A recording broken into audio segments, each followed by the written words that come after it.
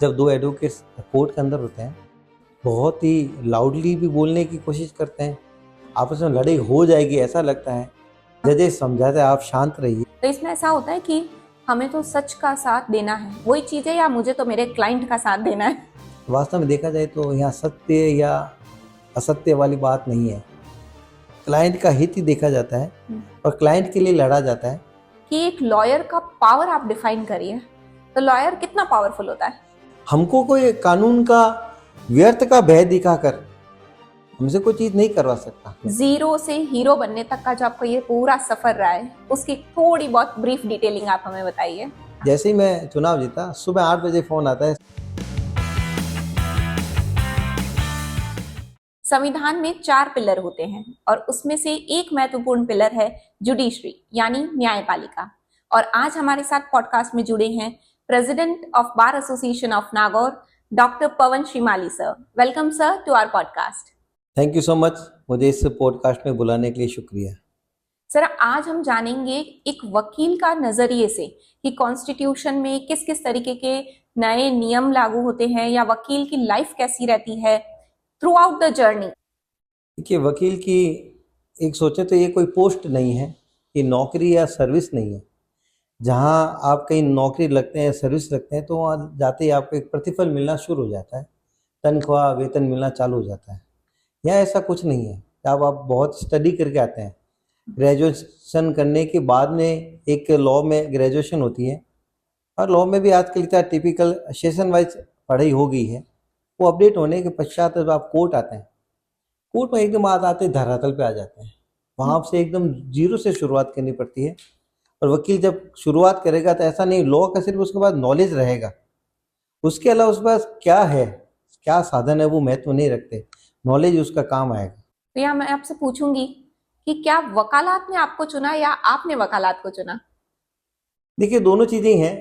जब मैं स्टडी कर रहा था, तो स्टडी करते करते जब मैं एबीवीपी का काम कर रहा था, एक छात्र संगठन है उसका मैं काम कर रहा था। उस संगठन में काम करते करते मैं प्रयास कर रहा था कि पढ़ाई और ज़्यादा चलती रहे।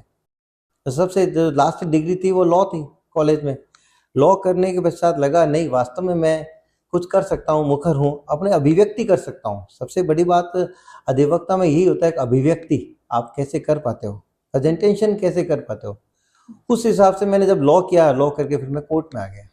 तो दोनों चीज़ें हैं। कुछ चीज़ें थी जो हो गई स्वतः, फिर मैंने इसको चुन लिया। सबसे बड़ी बात थी व्यक्तित्व की। आपकी सोच और व्यक्तित्व कैसा है। आप बंधे रहना नहीं चाहते हैं, आप 10 से 5 का टाइम नहीं रहना चाहते हैं, तो आप फिर उस वकालत को चुन सकते हैं। कुछ ऐसी मेरी इच्छा थी, कुछ ऐसे मेरा व्यक्तित्व था कि मैं बंधना नहीं चाहता था 10 से 5 के टाइम में। या छुट्टी के टाइम में मुझे किसी से छुट्टी लेनी पड़े, या 10 से 5 एक जगह बैठ के मैं दिन भर एक जगह बैठ के काम करूं, ऐसा नहीं हो। सिर्फ मेरे लिए काम करूं, मेरे परिवार के लिए काम करूं, ऐसा नहीं हो, समाज के लिए काम कर सकूं। इसलिए मैंने वकालत को चुना है। तो सर, जब आपने वकालत को चुना और आपने अभी बातों ही बातों में बताया था कि जब हम कोर्ट में आते हैं तो हम फिर से धरातल पे आ जाते हैं, तो एक जनरलाइज्ड वे में देखें तो कोई भी वकील जब कोर्ट में अपना फर्स्ट केस लड़ने जाता है या डिफेंस में जाता है या प्रोसिक्यूशन की तरफ से जाता है, तब उसका फर्स्ट एक्सपीरियंस कैसा होता होगा? दिल कितना धक धक करता है? देखिए, धक धक बहुत करता है। देखा जाए तो फर्स्ट केस आने में आपको बहुत समय लगता है। आप गए जहाँ पे कोट पैंट पहन के चले गए, यूनिफॉर्म पहन के, और जाते ही वो कोई क्लाइंट आपके पास नहीं आएगा, अरे वकील आ गया है चलो इसको केस दे देते हैं, ऐसा कुछ नहीं है। सही। फर्स्ट केस आने में आपको बहुत टाइम लगता है, वहाँ पे वो समय लगता है। जब धीरे धीरे लोगों में विश्वास होता है आपके काम के तरीकों को देख के, और आप जो काम करते हैं वो आपका खुद का काम नहीं होता है, वो आपका होता है आप जिस सीनियर के पास काम करते हैं उसका काम। अब उसके काम को आप किस तरीके से कर पाते हैं, अपना काम समझ के करते हैं, उसके काम में मेहनत करते हैं। वहाँ जो क्लाइंट्स आते हैं, वो जो क्लाइंट्स आपके प्रेजेंटेशन को देखते हैं, आपके डेडिकेशन को देखते हैं, तो फिर वो क्या करेंगे, एक छोटा सा अपना बड़ा काम आपके सीनियर को नहीं देके छोटा सा काम फिर आपको दे देंगे। या फिर होगा क्या, सीनियर खुद जहाँ छोटा काम है, छोटा मुकदमा, तो वो करेंगे यार ये है, चलो असिस्टेंट को दे देते हैं, वो देख लेंगे, छोटा मेहनता ना है, छोटी फीस और ये काम देंगे। तो फर्स्ट केस आते आप जाते ही फर्स्ट टाइम गए आपके पास केस आएगा, ऐसा नहीं है। ये फर्स्ट जो आने में होता है ना, उसमें बहुत देरी लग जाती है, साल या 2 साल लग ही जाते हैं फर्स्ट केस आने में। फर्स्ट केस आना एक तरह से बहुत ही चुनौतीपूर्ण काम रहता है हर वकील का। हाँ, आपको देना पड़ेगा, डेडिकेशन देना पड़ेगा, प्रेजेंटेशन देना पड़ेगा। आपकी बॉडी लैंग्वेज कैसी है ये भी बहुत फर्क पड़ता है। आपका व्यवहार, बोलने का तरीका, मिलने का तरीका, और आप जिस सीनियर के पास काम कर रहे हैं उसका काम अपना समझते हुए क्लाइंट को किस हिसाब से हैंडल कर रहे हैं, ये सबसे इम्पोर्टेंट है। फिर आपके पास फर्स्ट केस आता है, और जब फर्स्ट केस आता है तो वास्तव में दिल धक धक करता है क्या होगा, लेकिन सीनियर हिम्मत बंधा देते हैं कि आप जाके बोलिए, मैं देख लूंगा, तो हिम्मत बन जाती है गुरु के आशीर्वाद से, वही होता है। तो यहाँ पे सीनियर जूनियर का जो रिलेशन है वो कोर्ट का जो चार दीवारी है उसके अंदर तक ही रहता है या उसके बाहर भी कंटिन्यूएशन में रहता है? बिल्कुल बाहर भी कंटिन्यूशन में रहता है, जहाँ पर आप सीनियर के साथ काम करते हैं। देखिए बहुत बड़ी पाठशाला होती है गुरु जो होता है, और गुरु जो सिखाता है, लगता है उस वक्त बहुत बुरी बातें लगती है, कुछ चीजें कहते हैं, बहुत ही कड़वे वचन बोलते हैं वो। हमको लगता है ये क्यों बोल रहे हैं, बुरा भी लगता है, लेकिन वो कड़वे वचन आज याद आते हैं। वो हमारे वो वास्तव में जन्म घुट्टी थी, हमारे कैरियर को देने वाली दिशा थी। वो कड़वे वचन काम आते हैं। और गुरु सिर्फ कोर्ट तक सीमित नहीं होते, कोर्ट के बाहर भी जब ऑफिस जाते हैं तो भी गुरु है। और इसके अलावा कहीं पे भी क्षेत्र मिलते हैं, किसी भी जगह मिले, किसी भी जगह रहें, गुरु हमेशा गुरु ही रहते हैं, उनका बहुत प्रभाव रहता है। तो इनिशियल फेज में जब आप एक स्टेबलाइज्ड वकील बने थे, उस समय अगर आप हमें बता सकें कि आपकी पहली कमाई कब हुई थी और वो लगभग क्या अमाउंट होगा? देखिए जब पहली कमाई, आज से करीबन 22-23 साल पहले की बात है, एक साल के बाद में सिर्फ मुझे एक फादर साहब के दोस्त थे, उन्होंने बोला कि आप ऐसा कीजिए, एक 107 की कार्रवाई करनी है, पाबंद करना है, तो इसमें पता कीजिए 107 कार्रवाई क्या होती है। अच्छा। तो मैंने पढ़ा उसको, सामान्य तो 1-2 काम कर चुका था बॉस का, लेकिन मेरा खुद का काम नहीं था, पढ़ के गया। फिर मैंने उनकी जमानत करी, तो उन्होंने मुझे उस वक्त 200 रुपये दिए थे।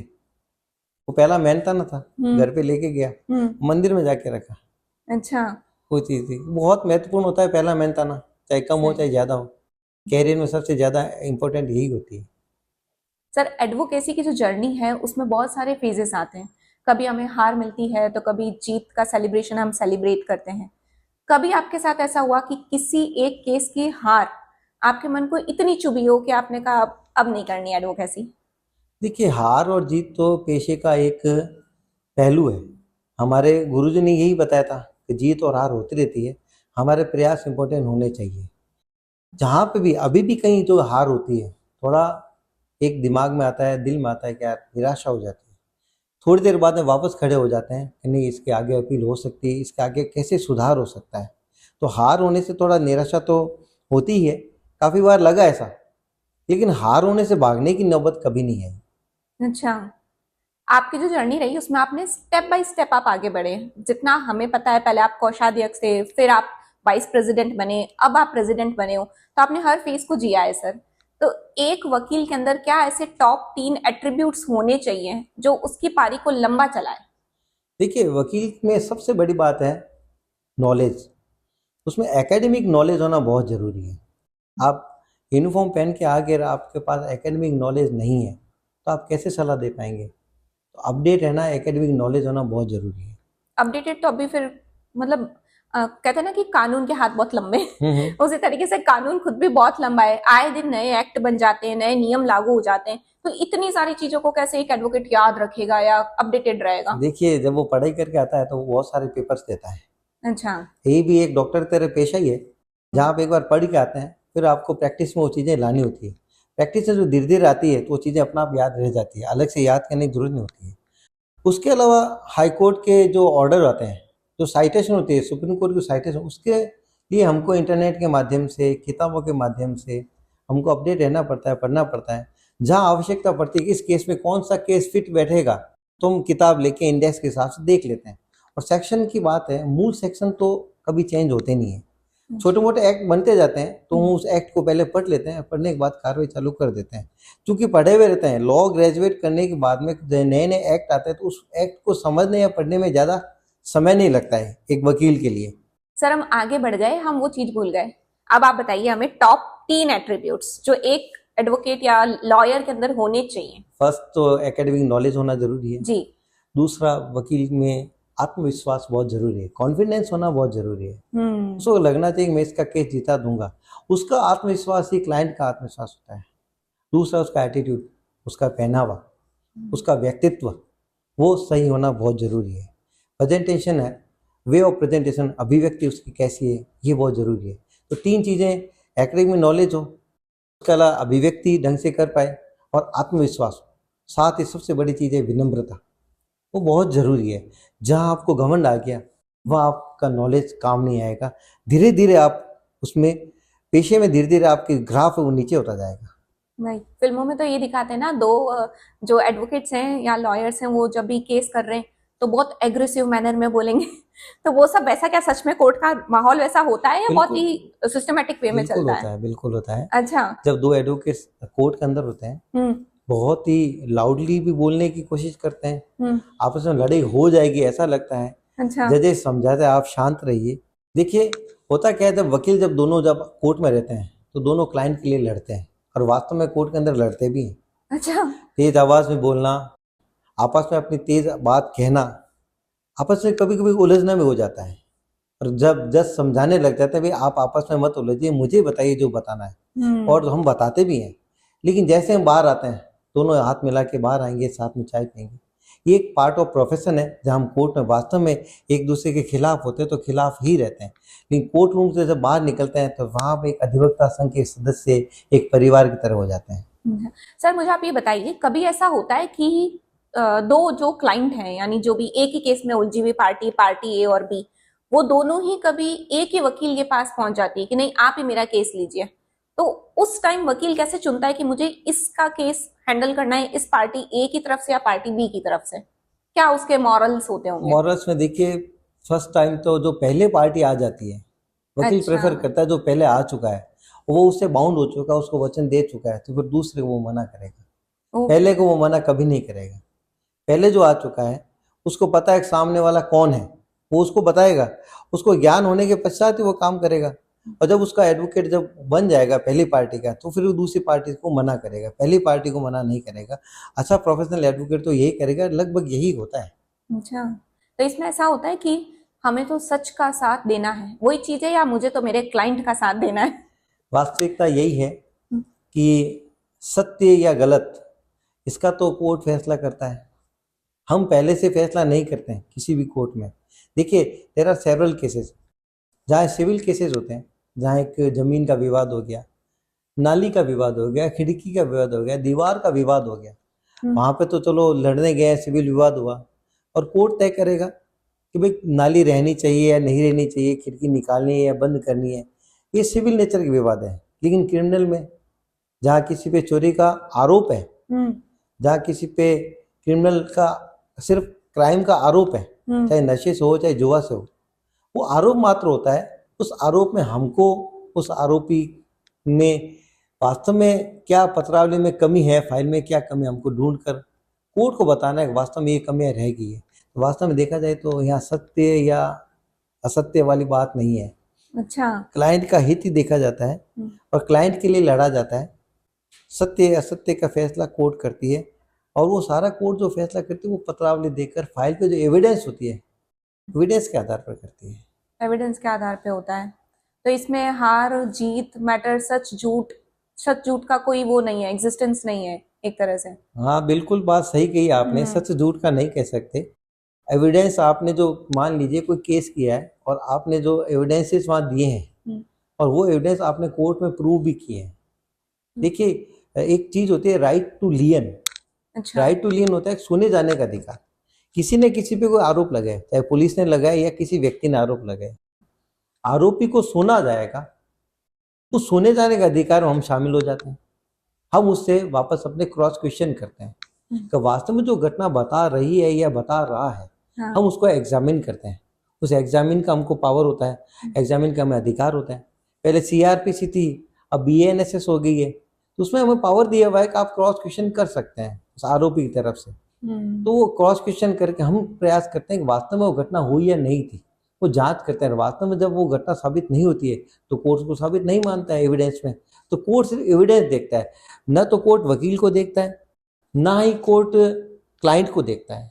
कोर्ट देखता है आपके फाइल में क्या एविडेंस है, वो एविडेंस आप कोर्ट में वापस प्रूव कर पाए या नहीं पाए। अच्छा, वहीं पे वो चीज सॉल्व आउट होनी है, वहीं पे सॉल्व आउट होगी। ऐसा नहीं है कि सत्य असत्य जाते ही पहले ही तय कर दो, पहले कुछ भी तय नहीं होता है। पहले जहाँ कोर्ट में जाता है वहां एक आरोपी होता है।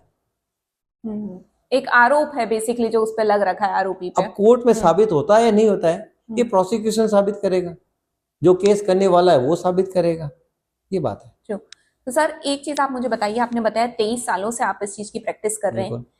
क्राइम्स किसी भी तरीके का, छोटे से छोटा बड़े से बड़ा, वो अधिकतर किस वर्ग में ज्यादा देखा गया है? मध्यम वर्ग में, या जो बहुत ज्यादा ताकतवर लोग होते हैं उनमें, या बहुत ही जो पुअर बैकग्राउंड से बिलोंग करते हैं उनमें? क्राइम को हम वर्गों में नहीं बांट सकते। एक्चुअली क्या है, क्राइम दो तरह के होते हैं। एक तो जानबूझ के किए जाने वाला क्राइम, लालच में आकर किए जाने वाला क्राइम, एक अपना हो जाता है वो क्राइम। अच्छा। देखिए, व्यक्ति लालच में आता है पैसों के, व्यक्ति दिमाग से भी लालच आ जाता है उसके, तो लोभ आ जाता है। लोभ और लालच में वो किसी को शरीर का नुकसान पहुंचा दे, किसी को संपत्ति का नुकसान पहुंचा दे। कभी कहीं घटना लापरवाही से अचानक से हो जाती है, तो दो तरह से वर्क कर सकते हैं। बाकी अमीर या गरीब या कोई कास्ट के हिसाब से अपराध हो, ऐसा कुछ नहीं है। हाँ, वहाँ का वातावरण, किसी पर्टिकुलर एरिया का वातावरण कैसा है उस पर डिपेंड जरूर करता है कि एक एरिया में जहाँ वातावरण ऐसा है, ज़्यादा क्रिमिनल्स रहते हैं और वहाँ पे कुछ चीज़ें ऐसी है जो क्रिमिनल को बढ़ावा देती है, क्राइम्स को, और क्रिमिनल को वहाँ ज़्यादा हेय दृष्टि से नहीं देखा जाता है, वहाँ पे क्रिमिनल ज़्यादा उठ पनपते के आ हैं। जाते हैं। बाकी आप वर्क से नहीं बांट सकते कभी भी। तो यहाँ पे आपने हमें एकदम क्लियरली समझाया है कि फाइनेंशियली फर्क नहीं पड़ने वाला क्राइम रेट पे या क्रिमिनल्स के बनने में। फर्क पड़ेगा तो एक ही चीज का पड़ेगा कि एरिया कैसा रह रहा है और कितना क्राइम को वहां पे भारी कंसिडर करते हैं या नहीं करते हैं। बिल्कुल वहीं से चलने वाला है सब वहीं कुछ। से चलना है, वर्क में नहीं कर सकते आप इसको, क्राइम को। सर हम एक एग्जाम्पल लेके चलते हैं कि एक कोई भी महिला है जो कि डोमेस्टिक अब्यूज का शिकार हो रखी है, और इस एग्जाम्पल से आप हमें समझाएंगे कि न्याय प्रणाली कैसे काम करती है। समझिए कि एक महिला है जिसका डोमेस्टिक अब्यूज का वो शिकार हो रखी है, अब कोई भी उसके पास हेल्प नहीं है, तो क्या ऐसे में हेल्प मतलब इमोशनली भी हेल्प नहीं है, फाइनेंशियली भी हेल्प नहीं है, तो ऐसे में क्या वो कोर्ट का दरवाजा खटखटा सकती है? देखिए, बिल्कुल, यहाँ जो न्याय प्रणाली है, भारत की जो न्याय प्रणाली है, वास्तव में देखा जाए तो गरीब तबके तक, नीचे से नीचे तबके के लोगों तक न्याय प्रणाली पहुंची हुई है। अच्छा। संविधान जो राइट दिया सबको है। अब जहाँ मान लीजिए किसी के पास आर्थिक व्यवस्था नहीं है केस लड़ने के लिए, तो वहाँ क्या होगा, कोर्ट में विधिक सहायता अलग से प्राप्त होती है। जहाँ पे एक महिला या कोई भी असहाय व्यक्ति, महिला नहीं कोई व्यक्ति भी हो और कोई बच्चा हो, तो उसके लिए भी अलग से सुविधाएं हैं। तो वो जाके कोर्ट में आवेदन करती है कि मेरे पास वकील करने के लिए आर्थिक क्षमता नहीं है, अब मुझे वकील उपलब्ध करवाया जाए। तो वकीलों का एक विधिक सहायता का पैनल होता है जो कोर्ट तय करता है, वकील आवेदन करते हैं, उस पैनल में से कोर्ट एक तय करता है ये वकील साहब है जो आपके केस लड़ेंगे, और वो केस फिर एज एन एडवोकेट वो लड़ते हैं उसकी तरफ से, और फीस जो होती है वो कोर्ट विधिक सहायता डिपार्टमेंट से जो होती है वहां से मिलती है। तो ये तो इंडियन कॉन्स्टिट्यूशन का एक बहुत ही अच्छा पावर है। बहुत ही अच्छा पावर है। वास्तव में देखा जाए तो न्याय खरीदा नहीं जा सकता है, आपको एविडेंस देनी पड़ेगी, आपको न्याय के मंदिर में आना पड़ेगा, तो आप किसी भी पद पे हो, किसी भी कितने भी पैसे वाले हो, लेकिन आपको आना पड़ेगा। और पैसे वाले नहीं है तो आपके लिए वो भी है, न्याय आपको निःशुल्क मिलेगा। आप आवेदन करेंगे, एफिडेविट देंगे तो न्याय आपको उपलब्ध होगा, वकील आपको उपलब्ध होगा। मीनवाइल मैं आपको फॉर एग्जांपल बताऊं, मैं भी, एक महिला है जो बॉम्बे से आती है, उसके पास विधिक सहायता मैं दे रहा हूँ, उसके पास कोर्ट में पैसे नहीं थे तो कोर्ट ने मुझे अपॉइंट किया। वैसे ही एक मर्डर केस में उसके पास लड़ने के लिए पैसे नहीं है, मर्डर केस का वो आरोपी है, उसका भी विधिक सहायता दी है। कोर्ट ये नहीं देख रहा है इसमें मर्डर केस है, इसने तो खून किया होगा, हत्या की होगी, ऐसा नहीं है। उसको सोने जाने का अधिकार है, नेचुरल जो जस्टिस है उसको मिलेगा, और कोर्ट ने मुझे उसमें विधिक सहायता के रूप में अपॉइंट किया है। अब जो भी मेहनताना है, जो भी फीस है, कोर्ट मुझे प्रोवाइड करवाएगा। और हम लोग क्या सोचते हैं, आप देखिए इस स्टेज पे जब हमारे पास बहुत सारे केसेस होते हैं, पहले से प्राइवेट केसेस बहुत होते हैं, हाँ। उसके बावजूद हम सोचते हैं कि इस पैनल में हमारा नाम हो, कहीं हम एक इस पेशे में सेवा दे सकें, सहायता वास्तव में दे सकें। हकीकत देखा जाए तो इस पेशे के थ्रू आप सेवा कर सकते हैं समाज की, व्यक्ति की। ये जो सेवा करने का पॉइंट है, ये तो शुरू ही जो सोच है उससे होता होगा, इंटेंट, कि आपकी नीयत कैसी है, वहां से ये वाला फेज शुरू होता है। बिल्कुल, देखिए इसका फर्क पड़ता है, मैं आप कह सकता हूँ संस्कार से, आपका परिवार संस्कार, आपकी चीजें कहाँ से, जिस माहौल से आप पले बढ़े हैं, वहाँ आपके सेवा का भाव आपने सीखा है, तो वास्तव में वकील रहते हुए आप समाज की सेवा कर सकते हैं। कर समाज सकते की हैं। सेवा के साथ साथ मैं आपको बताऊं, जहाँ वास्तव में गरीब व्यक्ति आ गया है, हाँ, तो यहाँ पे कोई प्राइस लिस्ट तो है नहीं, सही बात है। कोई माल तो आपने बनाया है नहीं कि हम्म, इतने रुपए तो मेरी लागत आ ही गई है। ट्रू। डॉक्टर का क्या काम है? सलाह देना, प्रिस्क्रिप्शन करना ही हो जाता है। वैसे एडवोकेट का काम सलाह देना ही होता है। जहां आप सलाह देते हैं, प्रिस्क्रिप्शन करते हैं, कोई चीज बता देते हैं, तो उसका कोई प्राइस टैग तो होता नहीं है। तो सही। आप वास्तव में किसी को चाहते हैं और वास्तव में आपको लगता है नीडी है, और हम लोग पहचान भी जाते हैं, हाँ, एक्सपीरियंस के हिसाब से पहचान जाते हैं नीडी है नहीं, तो हम उसकी मदद करते हैं, सलाह देते हैं। काफी बार ऐसा होता है, कोई रिपोर्ट लिखवाना है या कोई चीज करी, बताए हमने, उसको सलाह दी, वो कहता भी है, ऑफर भी करे, साहब क्या करें? मैं नहीं, आप बिल्कुल चले जा सकते हैं। ऐसा एडवोकेट के लिए एक सुनहरा अवसर होता है, और वास्तव में एडवोकेट को ऐसा करना ही चाहिए। नए एडवोकेट्स के लिए मेरी ये सलाह भी है, जहाँ लगे आपको नीडी है, तो आप सलाह दें आराम से। वो सलाह दे भी आपके आगे भविष्य में काम आएगी। देखिए, हमने किसी व्यक्ति की मदद करी, गरीब व्यक्ति है, हमने मदद कर दी, सलाह दे दी, उसका काम ही हो गया। अब 2 साल बाद में किसी पास वाले का काम पड़ेगा और वो उससे सलाह लेगा, यार कौन सा वकील करूं, तो फिर सही वो है। मेरा ही नाम लेगा। हाँ, ये एक तरह से सेवा और इन्वेस्टमेंट दोनों है। तो आप जहां कुछ देंगे, प्रतिफल आपको मिलेगा। देखिए, भला और भला का उल्टा क्या है? लाभ। लाभ। भला करेंगे तो लाभ होगा। लाभ के उद्देश्य से भला मत करें, लेकिन अवश्य है कि जहां भला आपने किया वहां लाभ अवश्य होगा। सर, ये जो आपने पॉइंट्स हमें बताए, इसमें एक चीज तो मैं क्लियर समझ गई हूँ कि परसेप्शन जो है वो न्याय नहीं है, एविडेंस बेस्ड है। पूरा जो न्याय है सब कुछ एविडेंस से ही होना है। बिल्कुल सही बात है। ये लोगों में भ्रम है। क्यों? फिल्में जब देखते हैं हम लोग, मूवीज में यही देखते हैं, सत्य का साथ देता हूँ, सत्य के साथ रहूंगा। ऐसा नहीं है। वास्तविक में घटना क्या हुई है, आरोपी को सुनने का मौका मिलना चाहिए। प्रोसिक्यूशन ने क्या क्या एविडेंस लेके आए हैं, वास्तव में क्या सही है नहीं। देखिए, कानून की सबसे बड़ी एक धारणा है, हम्म, नेचुरल जस्टिस क्या कहता है कि एक निर्दोष को सजा ना हो, चाहे उसके लिए 100 दोषी छूट जाए। मतलब यही होता है कि आरोप अगर है किसी पे, उसको सुना जाए, उसकी पूरी बात रखने का मौका दिया जाए। कहीं वो निर्दोष निकल गया, उसको सजा हो गई, तो इसी सिद्धांत से न्यायालय चलते हैं, अदालतें चलती है, एविडेंस होती है, और वास्तव एविडेंस की जांच होने के पश्चात ही उसको सजा या उसको बरी किया जाता है। सर, आपने अभी बताया था कि विधिक सहायता का जो पैनल होता है उसमें हम लोग चाहते हैं कि हमारा नाम आए। हम लोग जो एडवोकेट्स हैं वो एकदम रहते हैं कि नहीं यार, अपना इसमें होना चाहिए ताकि अपन कुछ अच्छा कर पाए। पर आप ऐसे में समझिए मैं एडवोकेट हूँ, थोड़ी देर के लिए मान लेते हैं। हाँ, मेरी कोई भी फीस है, समझ लीजिए आप कंसल्टेंस फीस समझ लीजिए, बेसिक सी नॉमिनल, वो जो मैं चार्ज कर रही हूँ उससे भी जो कानून मुझे जो सैलरी दे रहा है वो केस लड़ने की, वो उससे कम हुई, तो क्या मैं उतनी ही फेथफुली उस केस को लड़ूंगी? देखिए, विधिक सहायता पैनल में जब आप जाएंगे ना, तो ये आप पहले से सोच के जाएंगे, मुझे अच्छा। सहायता ही करनी है। कोर्ट जो राशि देता है ना, बहुत नॉमिनल चार्ज देता है। हकीकत बात ये, बहुत ही नॉमिनल पैसे देता है। जो आपकी फीस है उस हिसाब से कोर्ट नहीं देगा। कोर्ट तो जो नॉमिनल चार्जेज हैं वो देता है।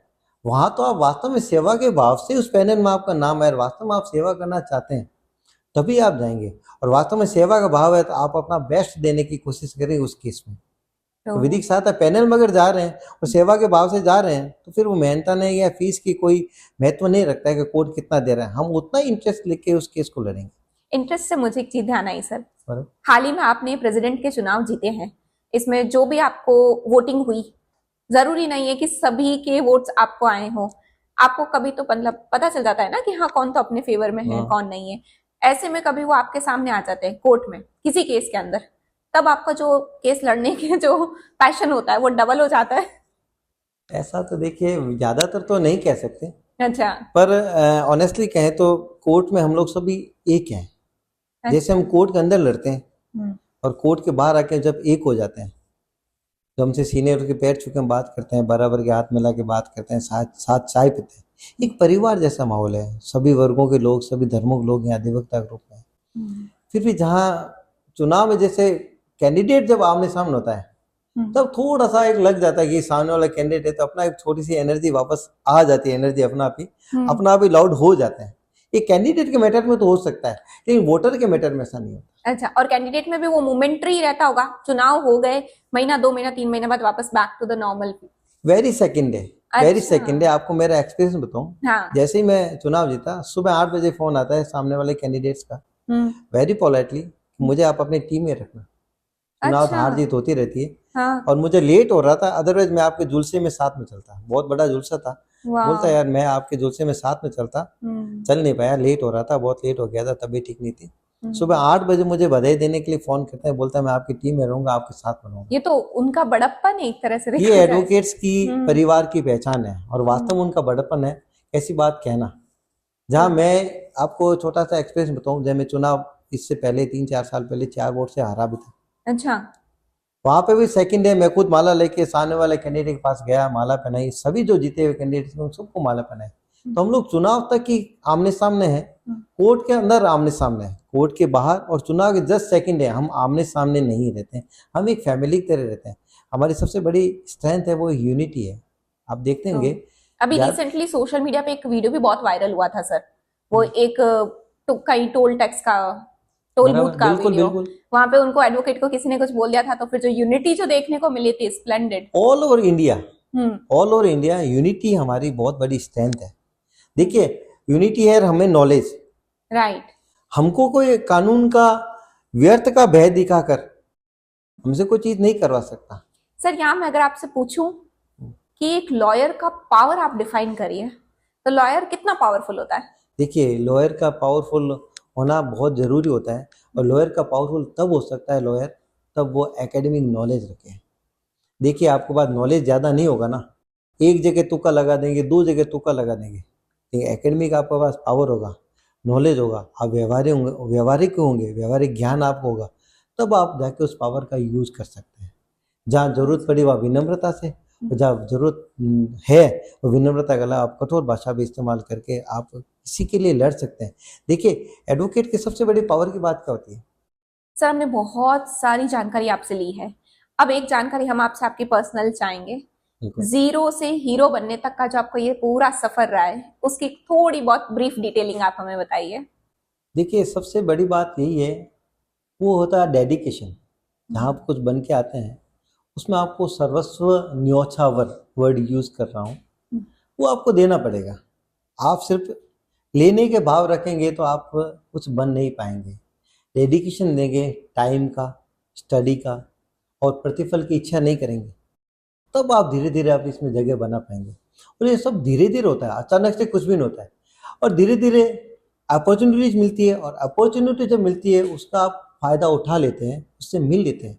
ईश्वर की कृपा थी, जब शुरुआत हुई संघर्ष था, और संघर्ष चलता रहा, और अच्छे अच्छे लोग मिलते गए। अलग अलग टाइम में अच्छे अच्छे लोगों को जो साथ मिला, उनसे जो इंस्पिरेशन मिला, उससे जो प्रेरणा मिली, सहयोग भी मिला उनसे, उनका नाम भी मिला, उनका साथ भी मिला, ऐसे करके यहाँ तक जब पहुँच पाया। और एक इतना बड़ा संगठन है, आज हमारे यहाँ 800 850 एडवोकेट्स हैं, उस संगठन में इतने सीनियर्स एडवोकेट्स भी है जो मेरे से बहुत ज़्यादा बड़े हैं, वहाँ पे उनके लीडर, एक नेतृत्व बनना एक बड़े सौभाग्य की बात है। जहाँ मैंने प्रयास किया, हिम्मत नहीं हारी। सबसे बड़ी बात, हिम्मत रखना बहुत जरूरी है। हिम्मत, संपर्क, त्याग, प्रेम, सबसे रहना, युवाओं से बोलना, बात करना, और बुजुर्गों का, बड़ों का आदर करना, दोनों एक साथ तालमेल रखेंगे और डेडिकेशन रखेंगे, हर बार प्रतिफल की इच्छा नहीं करेंगे, तो आप जरूर सफल होंगे। और यही मेरी कहानी है। संघर्ष था, बहुत संघर्ष था, समय निकल गया, अपॉर्चुनिटी मिली, उसका फायदा उठाया, अच्छे लोग मिले, उनके लिए मैं आभारी हूँ, और आभार व्यक्त भी किया मैंने उनका। ऐसे लोगों के साथ मिला तो साथ लिया, और आज उनको भी डेडिकेशन से उनके प्रति काम किया। आपको साथ मिलने से कुछ नहीं होता है, जब साथ मिलता है उसको वापस आपको डेडिकेशन से काम करके देंगे, तभी वो आपका लंबा साथ देगा। तो अपॉर्चुनिटी मिली किस्मत से, तो आगे चलता गया। आज जो अपॉर्चुनिटी जो मिली है नेतृत्व की, उसके लिए मैं अधिवक्ता संघ में नए नए काम कर रहा हूँ, महिलाओं के लिए काम कर रहा हूँ। महिलाओं का कॉमन रूम तैयार करवाया अलग से, ई लाइब्रेरी का काम कर रहे हैं, वाईफाई कैंपस किया है, बिल्डिंग को कैसे साफ रख सकते हैं, कैसे एडवोकेट्स के लिए नई नई चीज़ें हम कर सकते हैं, ऐसा हम प्रयास कर रहे हैं। तो सर अब हम इस पॉडकास्ट को रैप करेंगे, लेकिन उससे पहले हम आपसे जानेंगे जो नए एडवोकेट्स हैं उनके लिए आपकी कोई एडवाइस हो तो। नए एडवोकेट्स को मैं यही कहना चाहता हूँ कि आप आ रहे हैं कोर्ट में, पहले तो आने की जल्दबाजी नहीं करें। आप पूरा लॉ करके जब एडवोकेट बन जाते हैं तभी आए, और एकेडमिक नॉलेज लेने के बाद में सलाह दें। सलाह देने में जल्दबाजी नहीं करें, आपकी सलाह किसी का नुकसान भी कर सकती है, क्योंकि जो सलाह लेने वाला है वो आप पे पूरा विश्वास करके आपसे सलाह ले रहा है। जल्दबाजी नहीं करें, बहुत समय पड़ा है, बहुत संघर्ष करना है और बहुत लंबे समय तक आपको चलना है, तो आप धीरज रखें, विनम्रता रखें, एकेडमिक नॉलेज रखें। थैंक यू सर, आपसे बात करके हमें बहुत अच्छा लगा। पॉडकास्ट पे आने के लिए आपका बहुत बहुत धन्यवाद। थैंक यू, आपको भी बहुत बहुत धन्यवाद।